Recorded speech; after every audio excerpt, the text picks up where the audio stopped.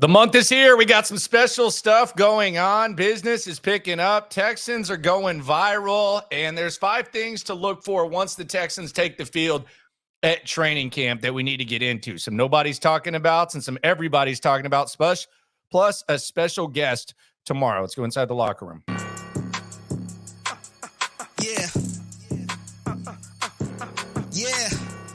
It's the locker room on YouTube. You know what it is. Let's get it. Hey, locker room, yeah, we in the locker room. Texas talk, yeah, you know what we about to do. Localize, every angle's what we really do. We the source, we the pulse of the city too. Landlocked, got the game in the headlock. Localize. All right, so we got business picking up. July is about to be upon us. Where has the time gone? Who knows? But the Texans will be on the field before we know it. Texans went viral. CJ Stroud, it looks like pretty much the whole offense on the field getting working. Let's do a little roll call here. Appreciate everyone for coming through. It is the locker room, and we are very excited about the start of this season. We got some really good stuff. Tomorrow, be looking out at about 10 a.m. Special guest.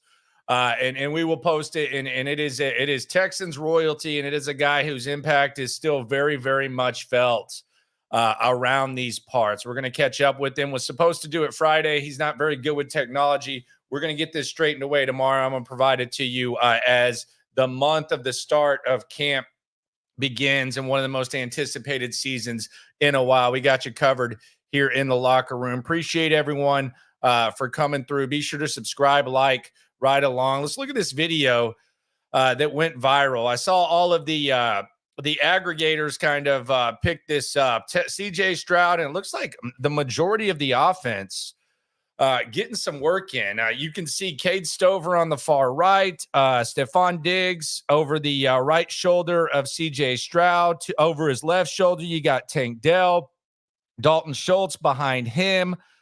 Brevin Jordan up top left, Nico Collins, and then it looks like you might have Steven Sims and a couple of other guys. You got the long-haired honky there, right there with his hands on his hips as well. But pretty much the entire offense getting some work in about 2 weeks and change away from the start of the season. So that's good to see. I saw that I think Schwager was the first aggregator that I saw pick it up, and then I saw Dove Kleeman picked it up as well. But we know about the stories that are gonna decide the fate of the Texans. Like we know, how is Stefon Diggs gonna gel with the other 2 receivers? How is Will Anderson going to look? A jacked up Will Anderson, 260 pounds, I think is what Will Anderson is weighing. How are him and Danielle Hunter going to mesh? Like we know all the main storylines, and those are going to be covered because we do like to play the hits. But you see the thumbnail on this, and there's a couple of sticks on there. Pause. But we're going to go inside in the sticks. So we're going to talk about stuff as the month kicks off that. Me personally, when I'm sitting at camp and I'm watching camp, these are going to be the things that I'm looking to, because I think the Dig stuff and the Will Anderson and Danielle Hunter, for the most part, there's going to be flashes and there's going to be times where those guys look awesome and they could shine in practice. But for the most part, long-haired honkies in the house. Shout out to you. But for the most part, those are going to play out in the regular season. There's some things that we need to look at that are going to shape up really the foundation of this team. And I want to start by talking about those. I have 5 things to keep an eye on when it comes to the Texans and how stuff could be shaped up, et cetera. So let's start with the offensive line. There was a banged up offensive line last year with the Texans, and who knows how they would have performed. I think sometimes whenever you start to talk about, off the offensive line, it's almost talked about as if, well, they had injuries, well, they would have been good. We don't know that. We don't know how Kenyon Green would have played. We don't know how Juice would have played. We do know Laramie Tunsil was banged up. Titus Howard, we think he's a better tackle than guard. How good is he? How is he going to come back from his injury? How's Kenyon Green going to look? This is one of my favorite pictures of Kenyon Green. I don't know if this is supposed to make you feel good or bad. It's a little bit older, but I mean, does that make you feel like he's going to bring it? Don't know. What's Kendrick Green going to look like? How's Patterson come back? The offensive line, look, CJ Stroud has shown that he can overcome an average offensive line, but if you're going to invest this much in the offensive line and you're going to, have the tackles making what they're making, the draft picks used on the interior guys, et cetera, like you would love to have a really good offensive line. Like if this is a top 15, even top 12 offensive line, then you're in great shape because you have great skill position guys and you have a really good play caller and you can figure some stuff out. But that's going to be one of the first things that I look to when I'm at camp and these guys are making that long walk from NRG to the practice field. What does Kenyon Green look like? What does Laramie Tunsil look like? There's days where he probably won't practice. Is Titus Howard? How is he moving around? And on the interior of the offensive line, what does Patterson look like? What does Scruggs look like? All of that. That's kind of going in the sticks a little bit. Cody, appreciate you for coming through. Justin says, I saw on the TPS video that Akuda could make the move to safety. What do you think? Okay. I haven't even really thought about that, to be honest with you. I don't know what video you're referring to. If we're already talking about a cornerback, and we'll get to that in a sec. I'll actually save your comment there, and we'll get to that. Reminder, tomorrow in the morning, be ready, subscribe, like, spread this around. We got some royalty coming through. I've given hints. We got some royalty coming through. There's going to be more royalty coming through as well. I've been talking to a couple of dudes, but this is one of my favorite people in the world. We're going to talk to him tomorrow. So be on the lookout for that. Number 2 thing to look out for, the third-year skill position dudes. And let's hear D'Amico Ryans talking about Tunsil and Titus Howard. This was his update on them before we get to these third-year skill position guys. Yeah, for right now, when it comes to Titus and Laramie, those guys are battling back. They both had surgery, so they're in our return to play group, and they're on the right track to be back and be ready for training camp. So that's when we'll see where they are at that point in time. And that's where we'll be looking. Hey, if they're ready for training camp, then that's a great thing. Number 2, the third year skill dudes, man, we've heard a lot about John Mechie, and John Mechie's one of those guys that's easy to like. He's easy to root for. He's been through a lot, but it's a crowded receiver room. And quite frankly, it's time for John Mechie to put up or perhaps not even be on this team. Now, we've heard his teammates speak very highly of him. Let's hear Tank Dell, what he had to say about John Mechie, and then we're going to talk about another third-year guy that I think is much, much, much, much, much more important than John Mechie. Here's Tank Dell talking about Mech. Yeah, Mechie, that's my guy. Me and Mechie close. Just like me and Mech, Mech and CJ for sure. Like we always have like deep talks. Like we always with each other. We always have deep talks, and just like what he went through, he's showing me like life is it's bigger than ball.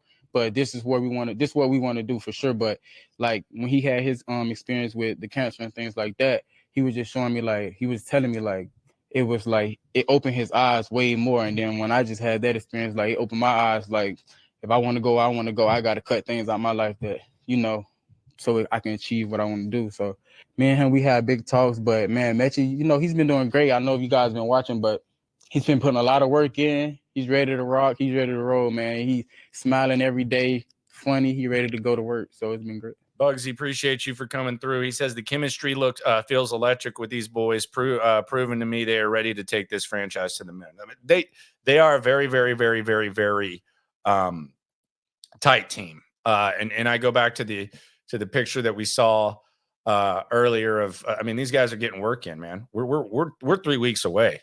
Look at Cade Stover just sitting there, man. I got to listen to these dudes. Nico's back there, Brevin Jordan, all these guys are in there. They're getting their work in, and you love to see that. And it's going to be an easy squad to root for. So I would 100% agree with you on that. Let's hear from the man though, the franchise. the face of this thing, the straw that stirs the drink. Let's hear from CJ Stroud. Let's hear what he's got to say about Mechie, and then we'll get into the guy that's more important than Mechie. Another guy, like, the word proud doesn't give it enough, like, of how I feel about what he's gone through and what he's been able to do. As y'all can see, man, he's running some of the best routes I've ever seen. His lateral quickness, he's able to stop and start. Best routes you've ever seen, sir? I mean, I wanna buy in on Mechie. Some of the best routes you've ever seen, sir. You went to college with Marvin Harrison Jr., Garrett Wilson, Chris Olave, Jackson Smith and Jigba, and others. Best routes you've ever seen? Man, if you're right, goodness gracious. Start. And, he's one other person who's been through a lot as well. Fighting cancer, then fighting an injury that he had in college to last year, battling playing time and injuries. As you can see, man, he's making plays. He's showing up and he's showing out. So, man, just another brother of mine, just not only am I there for him, but he's also there for me through thick and thin. And so just another great guy that we have. And I'm just excited to see him just, show his value that we all have known, and now he's putting it on the field. So, he's going to continue to go. He's going to be very pivotal and important to this football team for a lot of games to win. So, I'm very excited for that and, blessed to be able to work with a brother. Man, I'll tell you what, if they do cut John Mechie, and stranger things have happened, and you look at how deep the wide receiver room is, man, it's going to be like a funeral. It's going to be like a sad thing. And I'm sure he'll catch on with another squad. And we'll see what happens with Mechie. I mean, if he's running the best route CJ Stroud's ever seen, then, look out. Because he's played with hell. His receiving core at Ohio State was better than the one he's got here, and he's got a top 5 here. So if that's the case, that's great, man. I'm looking forward to that. But number 2, third-year skill dudes. John Mechie, number 1. Number 2, Dameon Pierce. I think one of the things that the Texans have lacked for a while is multiple running backs that can make plays. If you've been in this channel, you probably recited that with me because I say it all the time. Multiple running backs that can make plays. I feel like the Texans need that. I feel like they need to figure out a way to have that. And I hear what they say about Dameon Pierce. I see what Dameon Pierce looks like. I hear Dameon Pierce speak. You can just tell his mindset. We saw what he did his first year. They seem to believe it. And I think they need it. And when we talk about these third-year guys and we talk about, John Mechie, and there's some people that are saying it's time to move on. Yeah, I'm not a believer in Mechie, really. People are talking about the rookie running backs. Look, I'm not going to sleep on the rookie running back. I got to see it first. I got to see it in front of me. Right now, Dameon Pierce seems to be the guy that they believe in. They didn't. I doubt they got their first choice at running back in the draft. There were a couple of really good running backs that got picked up. So we'll see how that goes. But I want to see what Dameon Pierce looks like. And I want to see how they use Dameon Pierce. Does Dameon Pierce have to work his way onto the squad? These young running backs, I'll tell you what, after August 1st, which, damn, that's a month, when in the Hall of Fame game, when no one's going to play, we're going to get a look at all these young running backs. And that's going to be young running back type of joint right there. So we'll see that. It was about players. Okay, we're talking about Jeff Okudah. It was about players that could save their career by moving position. It got me thinking about you and Stutes talking about how Henderson and Lassiter are good, leaving Okudah. Yeah, I don't know. I don't think Okudah to safety is. If we're already talking about that, man, then we're in trouble. We're in serious trouble if we're already talking about that. But we'll see. I mean, he's on his third team for a reason. So we will see. So number 1, the offensive linemen. What the hell do they look like? Number 2, when we're going in the sticks, pause, and we're talking about, under the radar type of stories. Number 2, third-year skill dudes, specifically Dameon Pierce and John Mechie. I would throw Tegan Quinteriano in there, but I'm just going to quit that. Because hell, you could throw Jalen Petrie in here too if you want to consider safety, kind of a defensive skill position type of joint, if you want to look at it that way. We usually just focus on offense, though. But when you could throw Petrie in there in the third-year mix as well. But Pierce and Mechie, keeping a close eye on those guys. Number 3, 2-down cornerbacks. Now, I'm not talking about 2 downs like you talk about a 2-down linebacker or a 2-down running back. I'm talking about 2 down on the depth chart. We have Derek Stingley, and then we have everybody else. What in the hell is that going to look like? And the other thing about this that I think is interesting, and this is always interesting in camp because you have jamokes, weasels, media types, goofballs like me, overreacting to everything that goes on. I don't think it's an overreaction. I think it's just football. But overreacting and discussing everything that's going on in camp. Texan fan Jay says he's going to training camp July 24th. Say what's up, man. If you see me, I'll be walking around there. Say what's up, my friend. But these guys are going to get challenged. There was a time where I remember when the Texans D-line, and this was really kind of we'll go to like the Lovie Smith / David Culley type of era where everyone on the D-line would just look like a freaking Pro Bowler in practice. Like whether it was Charles Omenihu, and I liked Omenihu. I don't like the way that things went down with him, but I mean, with the way the offensive line was shaped up, there were a lot of times where it was like, man, this guy's a badass. Tunsil doesn't practice all the time. And you'd be like, man, this guy's good. Or you'd see the interior offensive line and you'd be like, man, that D tackle, he's good. Look at Roy Lopez. Roy Lopez is really smashing. Well, the interior sucks.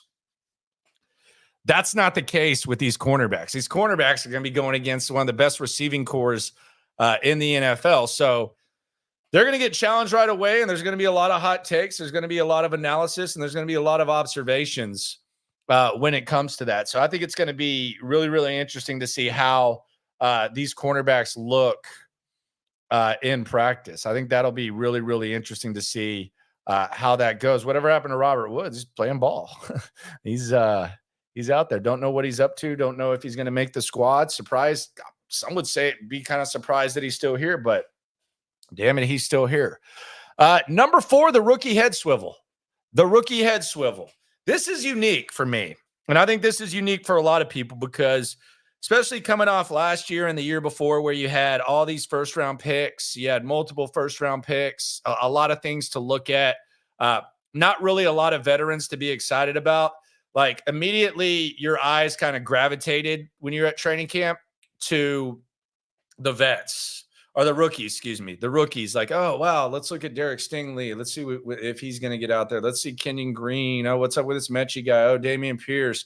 Last year, CJ Stroud, Tank Dell was arguably the best receiver in camp. Will Anderson. Like you're looking at these rookies, and not only is most of your attention focused on these rookies, but you have high hopes for them and you have high expectations, and immediate impact is something that you expect. But now it's almost like all these guys, for lack of a better term, and I know it's not college ball, they're almost redshirting. Like you drafted Fisher, and in a perfect world, he's maybe your swing tackle, or he doesn't step on the field, and Titus Howard and Laramie Tunsil play the way you're paying them. You look at Bolick. I think in a perfect world, they would like Jimmy Ward and Jalen Petrie to bounce back and most importantly, be healthy. Lassiter, you expect big things for him, but you did bring in a couple of former top 10 picks. So what are you really expecting from Lassiter? And a bunch of the other guys, like you're not really expecting them to make immediate impact. So while your attention was really, really significantly focused on the rookies in recent years, now it's just kind of like there's a little bit of a patient approach. Maybe some of these guys emerge and you start to see them find roles, but in a perfect world, they find ways to contribute, but the guys in front of them you have high hopes for. You hope Jalen Petrie does his thing. You're paying Titus Howard and Laramie Tunsil what you're paying him. You hope they're doing their thing. So Lassiter, yeah, you hope he can play some nickel, but you brought in these other guys to be on the outside. So the rookies, it's basically going to be like you got your head on a swivel, and every once in a while you kind of see these guys You see these guys, how will they look? What are they going to look like? How, it's not going to be something that's your main focus. It's just going to be something that kind of emerges. I like what D'Amico does with rookies. He's an inspiration to them. He gets the hype. That's why our rookies always play well. I mean, I don't know if it's always. I mean, we only have a 1-year sample size, and he had the number 2, and number 3 pick. So I like D'Amico. I think this is a little bit interesting. But I mean, when you're drafting Tank Dell, you're drafting Will Anderson and CJ Stroud. I do think that he has the right approach. I thought Bill O'Brien's approach was disgraceful, embarrassing, and pathetic, where he would say the rookies don't know anything and just kind of generalize it. But I don't know, like, if I'm ready to say, like, there's a lot of things that I think we're kind of early with the D'Amico thing. And I think this is a different approach with the rookies. I think this was kind of like a much more patient approach between he and Caserio. So I don't know that I'm like ready to make like a general statement that, the rookies always play well. Because we only have a 1-year sample size. Bubba Homeschool, if that makes sense. Bubba Homeschool, most important question: who's the fullback? Are they gonna keep Beck around? Can Stover line up back there? What is that gonna look like? I don't know the status of some of the other guys that they like next year. How important do they think the fullback is? I know Joe Mixon, he's probably a little bit different style. I will be interested to see how they use the fullback, but I don't know.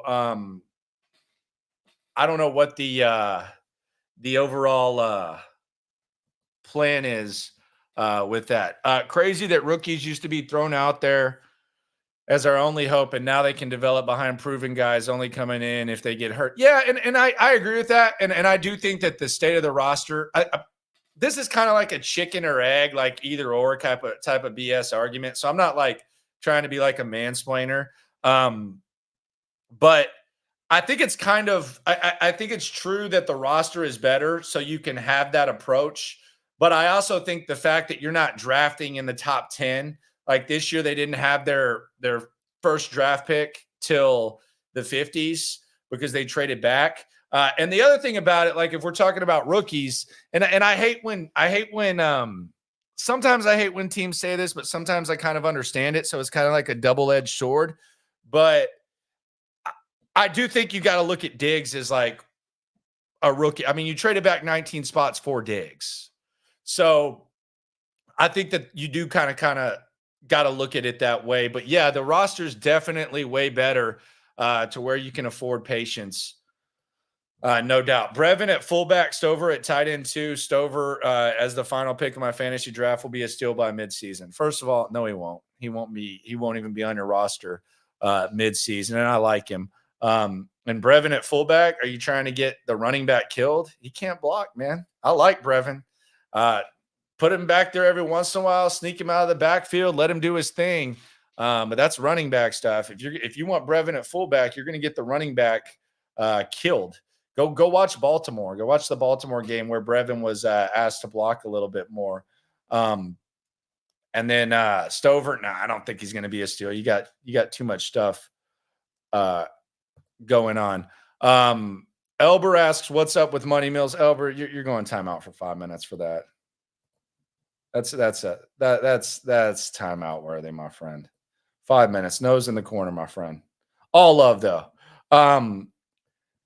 As a rookie, bro has been having 1K a year for how long? No idea what you're talking about there. I don't think Brewing really wants to hit anybody. I want Harrison there. Man, is it worth a roster spot, though, for Harrison if he can only play fullback? Now, the one thing that Harrison does have for him, and maybe the new kickoff rules help, is he has the linebacking experience. He was kind of like an undersized DN in college. So maybe kick coverage, like you kind of lean towards that to where it's a little bit more important.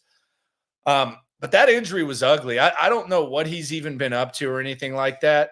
But I I don't know how it is going to be interesting to see how they value the fullback. So number one, top 5 things, the offensive line, Green, Titus, Tunsil. What are they going to look like? Number 2, the third-year skill dudes. Number 3, the cornerbacks from 2 down on the depth chart.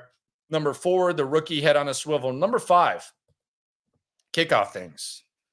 And I say kickoff things because I think this new kickoff rule is going to be sick. I put out a video about that last week. Here's D'Amico Ryans talking about that. Yeah, we've been experiencing with the new kickoff rule. It's going to be new for everyone, right? And I think the fans will see it'll be exciting. You're actually going to get actual kickoff. You're going to get a play, and I think that was the biggest thing of putting the kickoff back in. No more fair catch, right? So you're going to force a returner to run the ball. The distance is shorter, so guys, aren't picking up as much speed when it comes to the kickoff team. So those blocks are going to happen very quickly. It's going to be in a short area, so guys got to win with quickness, right? And I think you're going to see a lot of plays made on the edge of the kickoff and kickoff return, where I've seen it where the kickoff returner it's going to be like a 3-on-3 type of game where you have 3 blockers, all right, 3 defenders trying to make a play, and if the returner is quick enough, fast enough, he probably split. So you'll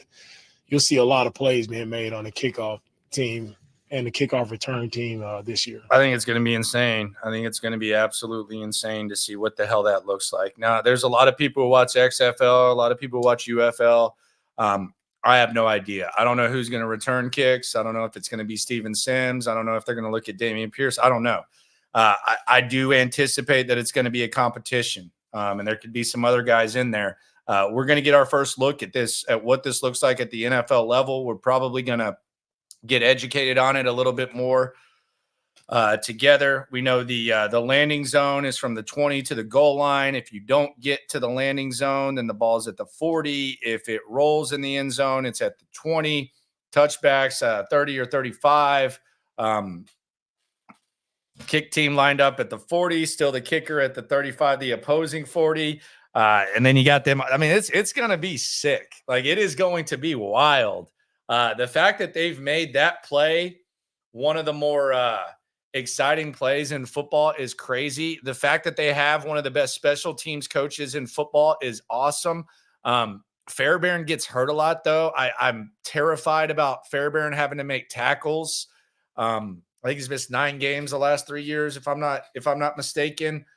So, I mean, this is going to be insane to see what the hell this looks like, this kickoff rule. And I'm really, really excited to see what the hell it looks like. BG says he's going to be at training camp July 23rd. Appreciate it. Hey, holler at me, man. I'll see you there, sir. And we'll watch the new kickoffs together. Normally when the kickoff's going on, you're like, okay. Although they kick it short, but it's like, you're just like, okay, well, they're doing this now, but in a game, it's going to be a touchback. So who gives an F? So you're just kind of like mingling around. And then when they break free, it's like, well, would he have gotten tackled there?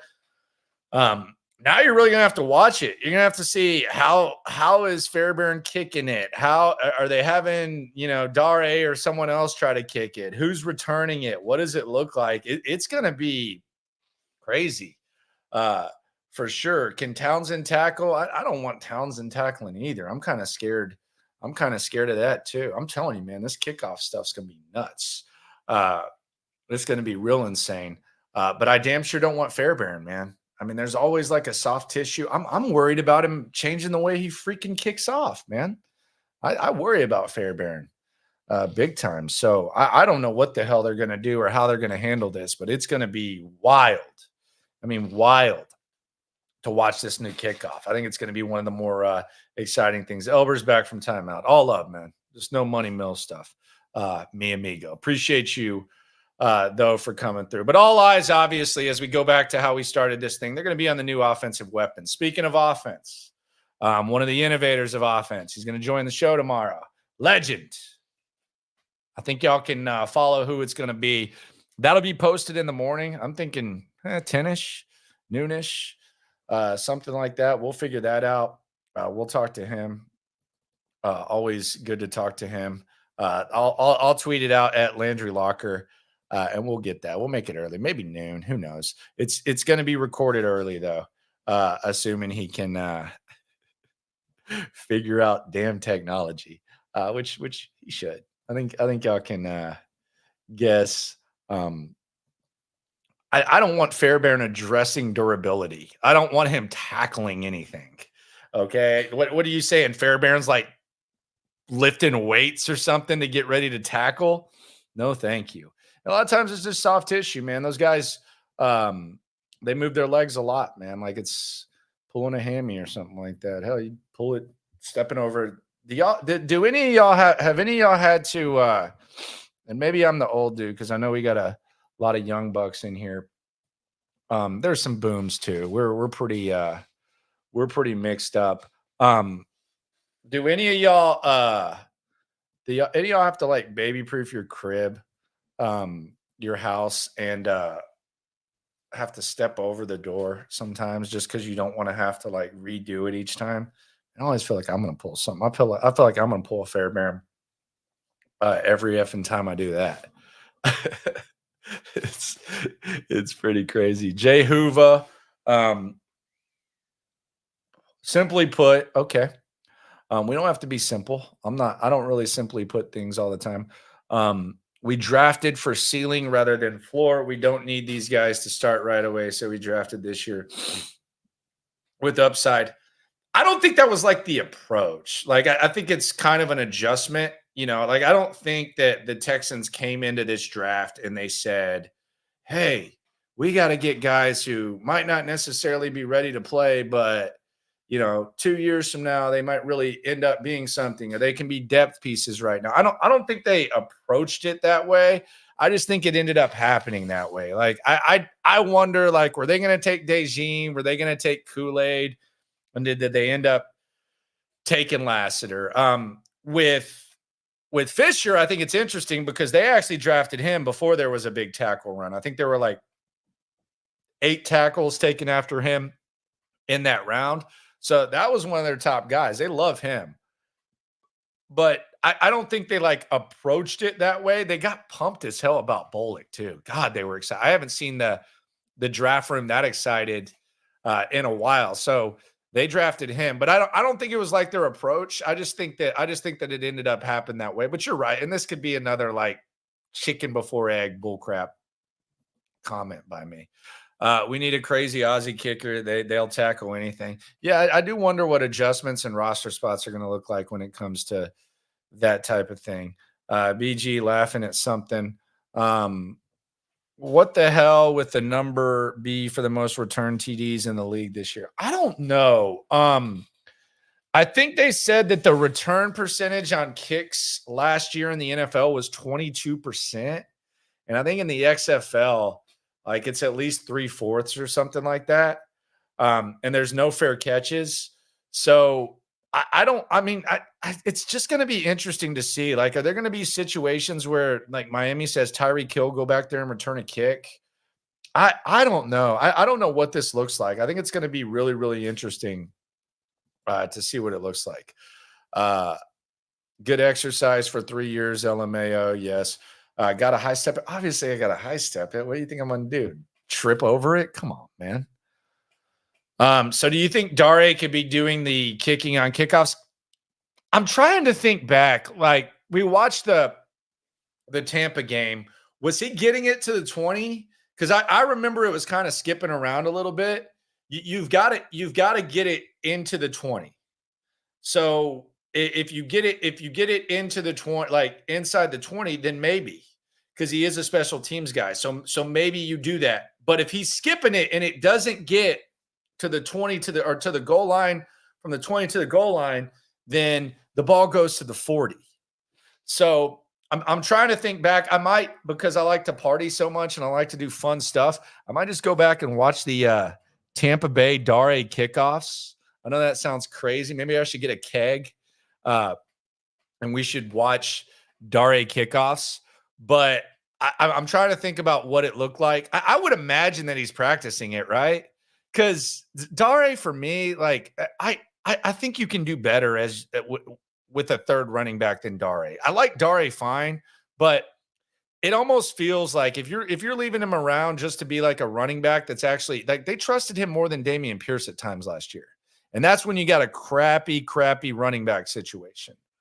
But if Dare can be a guy that can kick off, it'll be interesting. The problem is, though, how much do you have to directionally kick it? Like, we're learning this together. I'm not going to sit here and pretend to be like some sort of expert on this. Like, can he directionally kick it? Is the squibbing around actually better now? Like, what does that look like? I think that'll be interesting to see what that looks like. Tyreek Hill gets 4 or 5 return TDs. God dang, man. If I knew that was going to happen, like I would be like, I mean, he's probably a top 5 fantasy pick anyways, but God, what is that going to look like? Appreciate you for coming through, my friend. Me and Stutz. Hey, we're just starting. We got a lot of stuff cooking, for sure. So we'll get to that, for sure. Guys to make multiple layers on kickoff return coverage. I don't know what that means. I know if no disrespect, I don't know that.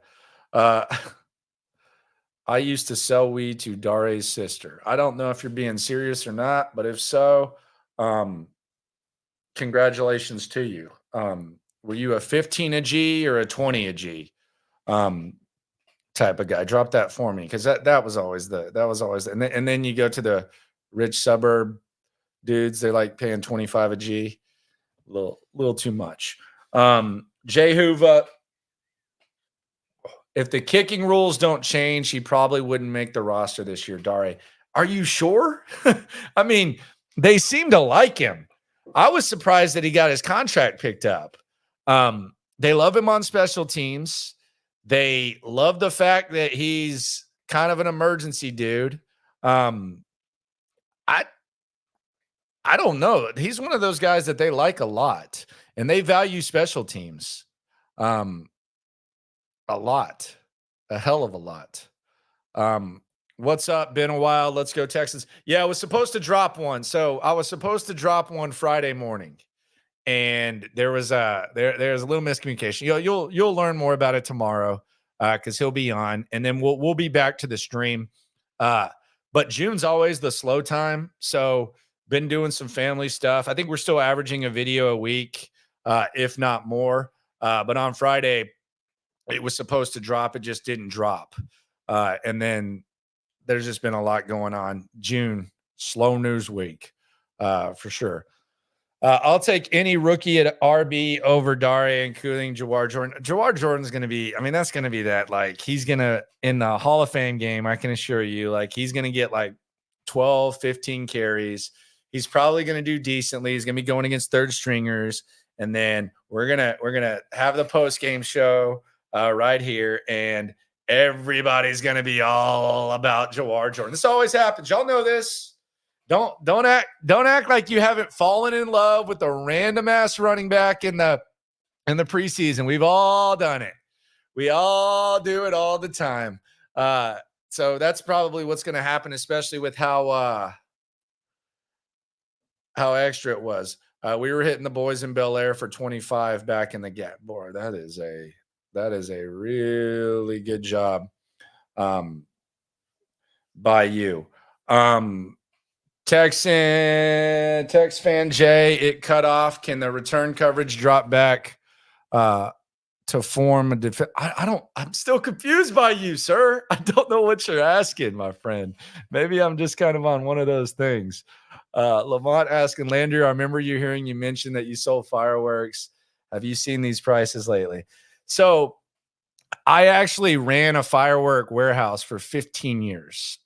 It was my summer job. I did it all the way up to my 30s because it's one of the larger distributors in the state. He owns like multiple warehouses. And when I talk warehouse, like it's an effing Costco. Let me pull it up. I'll just pull it up just to give y'all like an idea of what it looks like now. Cause he had a lot of stands. He had a lot of stands just in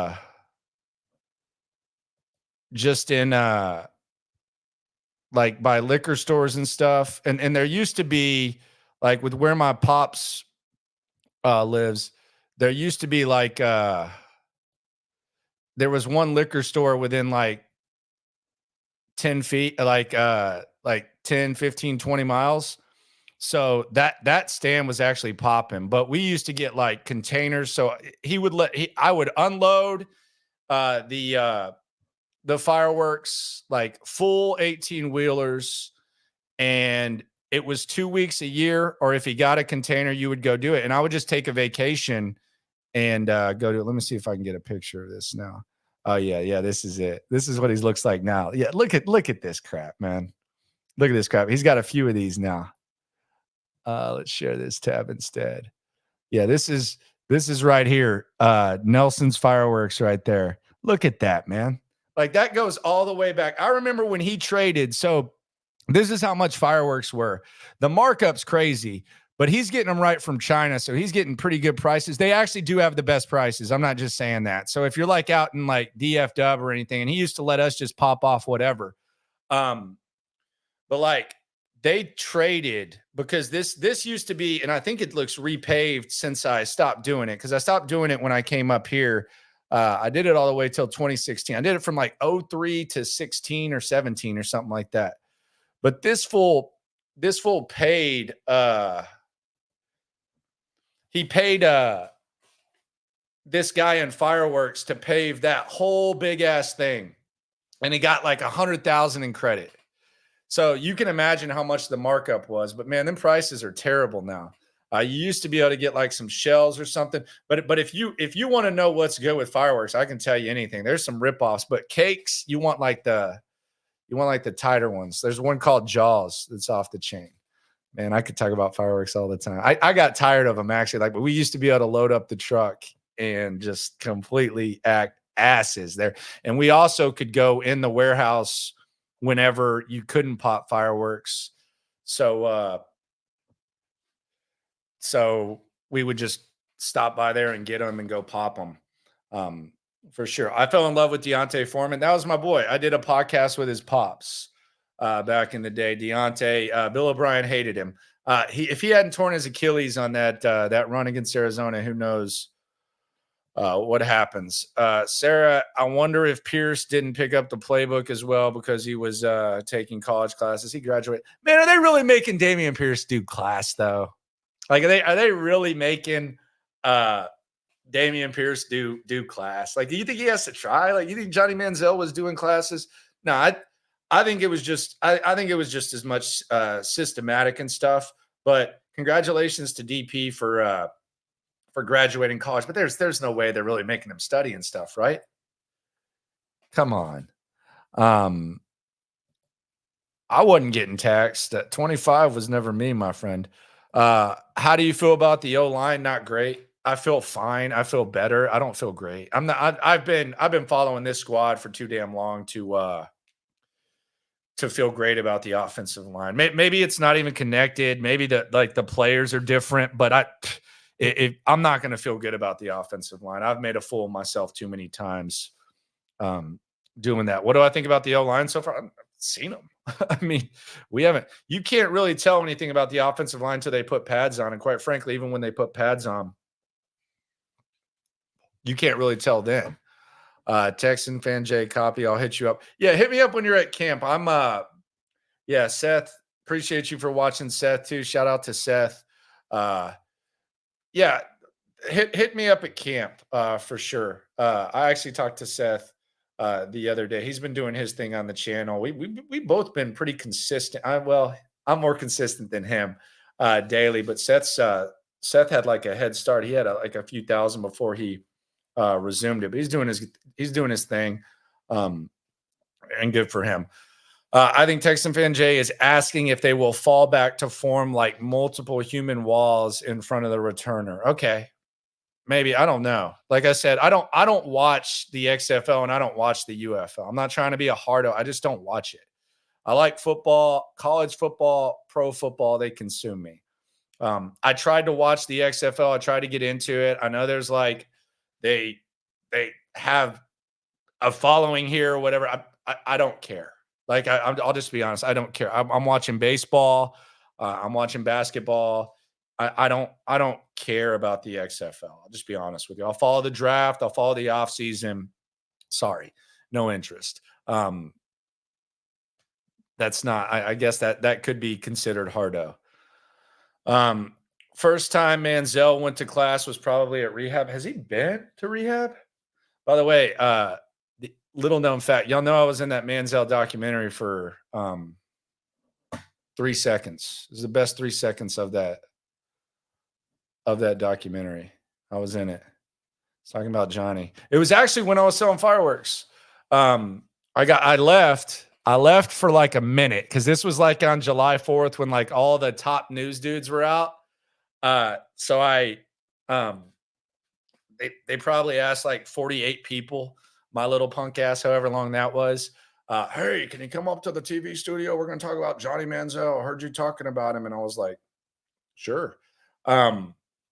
So went there, did a thing, didn't think anything of it, put on like a suit, like took like a shower, like the Axe like shower, could all smelly and crap because you're like unloading fireworks, cleaned up, and then went there and did the TV hit, and then boom, Johnny Manziel. Oh, I think it's right here. Let's see. Oh yeah, here it is. Y'all might not even noticed it. That's the most text I ever got about anything. I'm gonna call it 3 seconds. 3 seconds of gold. Look at that right there. Look at that young man right there. Johnny Manziel. He's just being himself. That's what I said. I said I was actually defending Johnny Manziel, saying that he's always been himself. All that. That was 3 seconds right there. For sure. Shout out to Johnny Manziel. Shout out to that doc. Wouldn't have been the same without me. I can promise you that. That's for damn sure. But yeah, I don't know that Johnny ever went to rehab. Did he? I don't think so. I doubt so. I was thinking about this the other day, and I almost want to. I don't know what Mario Williams is up to. It seems like whenever he's in the news, it's like not great, but he seems like an all right dude. Is it weird to y'all? And I think there's a lot of layers to this when it comes to the Texans. And this is just random. This is that slow news day type of crap that I talked about again tomorrow. Speaking of Mario Williams, someone who knows him decently, tomorrow. I think I've given a lot of hints. But is it kind of messed up for Mario Williams that a lot of people wanted Vince, a lot of people wanted Reggie Bush. When the Mario Williams news broke, I remember I was in college. I was actually at the liquor store because we were getting kegs. We actually got 2 cases of Hurricanes too. So we made like 200 Jello shots. We had a keg, and then we got like 2 cases of Hurricanes because they were like $1.50 each, and in bulk they were cheaper. And then they gave us like some liquor. It was at a place called Wayne's. So we would throw massive draft parties, like massive ass draft parties. And I remember like when the news dropped that Mario Williams was going to the Texans, it was kind of like, damn, like what in the hell is that? Like what is this? What's going on? Yada yada yada. There were a lot of people pissed off. You remember Vince Young going to NRG, doing his thing, and Mark Vandermeer saying stop the Vinsanity, and all that. And then Reggie Bush going to the Saints. Vince and Reggie, like, kind of consider, disappointments when it comes to what we thought they would be in their NFL career. And Mario Williams is good. Like, he was a really, really good player. And you can make a strong case that Mario Williams, like, they made the right football decision. Like Charlie Casserly, for all the criticism, for all the backlash, for all the bitter beer faces I made as I was pre-gaming with some Hurricanes the day before the draft, like, they ended up making the right football decision. But when you talk to like 95% of people from Houston, like when you talk to like a large chunk of people from Houston, it feels like they still talk about it like it's like so disappointing, despite the fact it played out to where Mario Williams was the better player. And I find that a little bit crazy. Like, do y'all not find that a little bit crazy?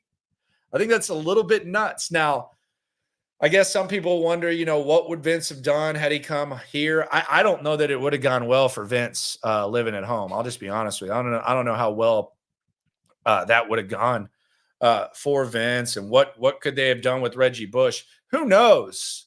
But the way that it played out, Mario Williams was the better guy. And there's the way it's talked about, it's almost like Sam Bowie getting drafted over Michael Jordan, despite the fact it played out that way. Vince's career was killed by Tennessee. It was kind of killed by himself. And I love Vince. Vince is one of my favorite athletes of all time. I was at the Rose Bowl, section 24, row 39, seat 1. No, the stub's not there. Maybe I killed brain cells, but I have good memories of the Mario pick. I never got, so good for you. It was a good pick. It was a surprising pick, but it was a damn good pick. The Clowney pick, his highlight. Yeah. The Clowney pick was interesting, although I don't think too many people were criticizing it at the time. I remember, what's his name? God, Mayock. Mayock was talking about the, he liked Khalil Mack or whatever. Mayock's an interesting dude. I don't know. I'm surprised he hasn't gotten back in the draft game. I heard he claims, and this is kind of one of the top news stories right now in the NFL, because they're talking about CeeDee Lamb might hold out. He claims that he wanted CeeDee Lamb, I think, over Ruggs, but that Gruden wanted Ruggs. That's what I've heard that he's telling people. So who knows about that? Other news around the NFL, Brandon Ayuk, he says he for sure wants to stay with the 49ers. He sure as hell has made the rounds, going on the pivot and all that. Said he's like kind of enjoying the attention.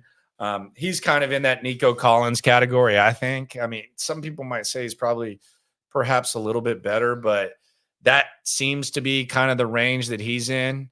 I know Nico people were talking about the Jefferson deal and comparing that. I didn't really see that. I think Ayuk and Nico are kind of in the same tier. Yes, the JJ Watt pick did get booed.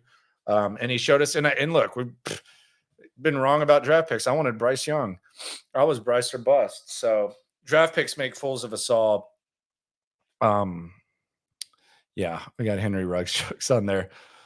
Randall Cobb, former Texan. We talked about him the other day. He had some interesting things to say. They had a house fire. He says that he's lucky to be alive. Good for him. I always liked Randall Cobb. I roll my eyes at him acting like he came to Houston and that it was just a shock that it was dysfunctional. Dude, they gave you a 3-year contract, brother. Like nobody else was going to do that. So you should have known as soon as they gave you that contract that they were dumb. That was my knock on Randall Cobb. Not that I didn't like him. I loved hearing him talk. But I didn't really like that. Rocky says I should do a fantasy football league for this channel. So I actually have an idea. I did a brainstorming session the other day. I've been doing some brainstorming session with Stutes.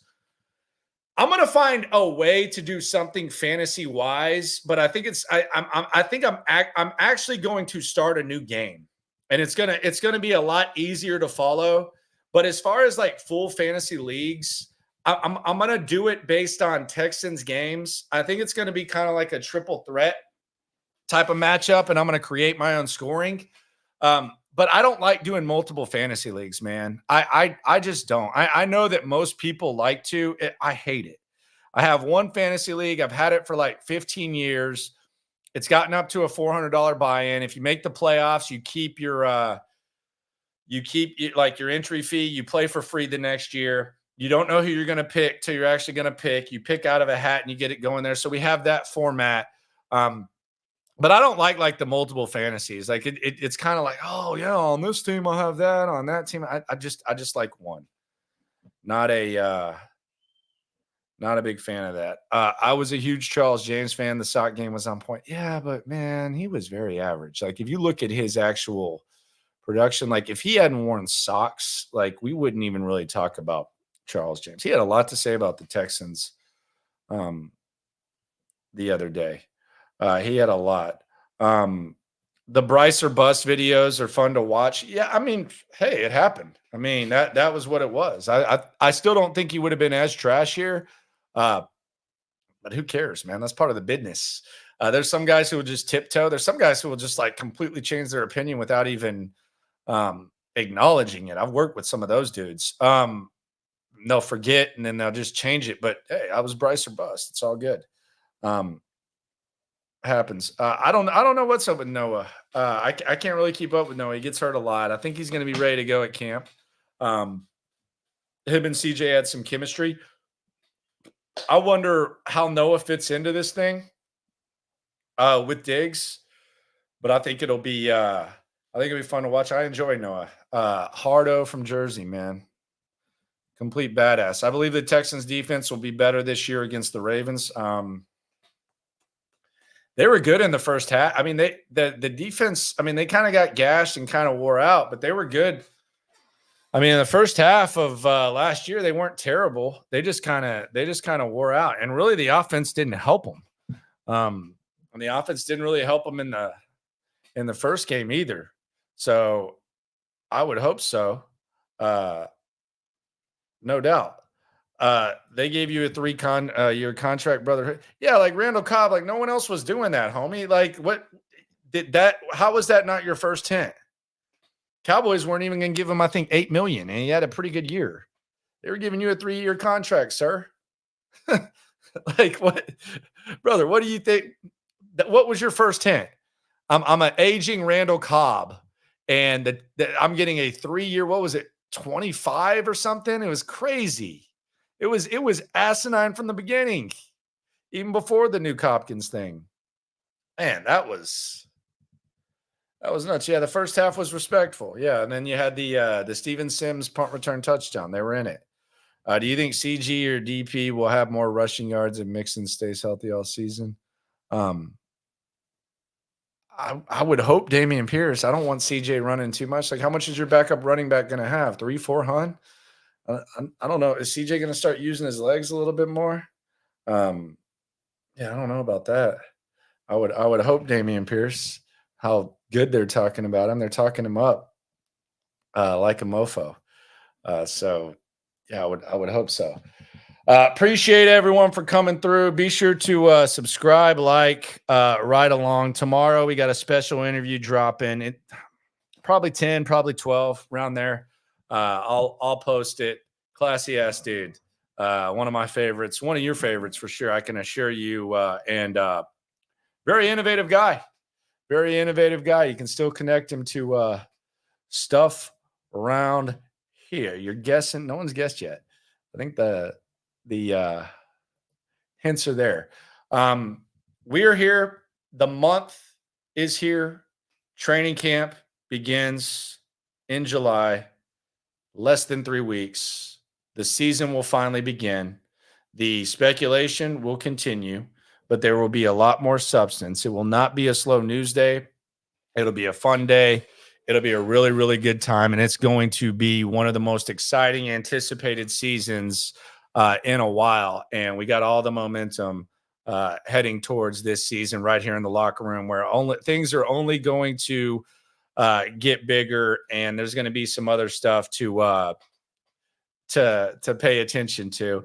I think someone kind of guessed who might be hopping on mañana, and we will figure it out. Patty says she likes the 9 o'clock slot better. I might too. You know, we'll figure that out too. Because I'm going to be doing the show earlier during football season. I'm also still going to keep the night stream, but it's going to be a different vibe. Going to have a 1-hour format, and then we're going to do videos throughout. It's just going to be a lot of content. So be sure to subscribe, like, right along. Always remember, when it comes to this Texan stuff, we're all in it together. Thanks for coming through. We finally made it. Every time, can't stop, won't stop. Yeah, we top 2 and we not too. Plugged in daily digital on YouTube. We got taste for days. Opinions to give, we got takeaways. If it's up, then it's up. We number 1. You don't need to try your luck. Locker room, yeah, we in the locker room. Texas talk, yeah, you know what we about to do. Localize every angle's what we really do. We the source, we the pulse of the city too.